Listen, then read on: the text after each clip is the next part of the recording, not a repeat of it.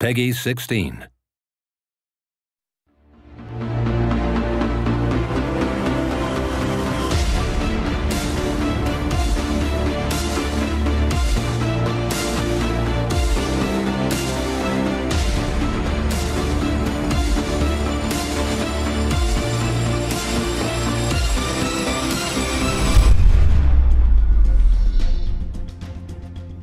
What Infinite Crisis has done is taken the multiverse and put it in this insane world where a player comes in and creates their own army, utilizing characters from across these different Earths. And it really brings the concept of the multiverse to, I think, the pinnacle. Like it's the most epic thing that could ever happen with the multiverse, is that armies from throughout the different parallel Earths are getting together and battling one another.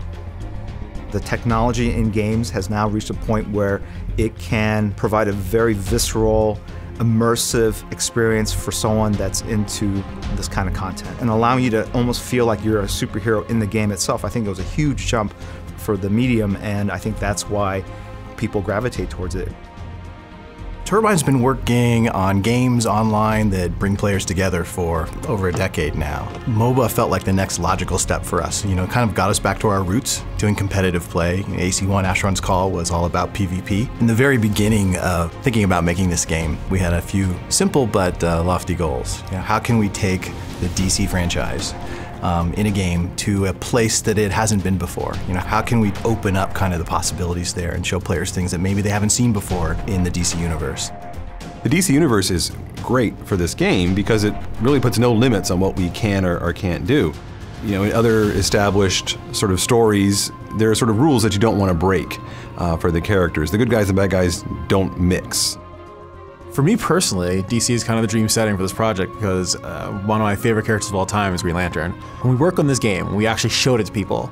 It is the ultimate example of iconic characters brought to life in ways that are relevant to people, in ways that actually mean something to people, in ways that actually just resonate.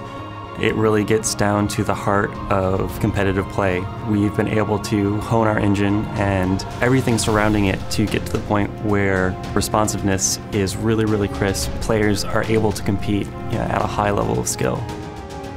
One of the things that we introduced was this idea of sort of dynamic destruction of the environment, and a lot of which is, it definitely makes you feel super heroic when Gaslight Batman shoots his, ultimate skill all the way across the map, and you just see it, a trail of destruction as all these like mausoleums and things are being shattered.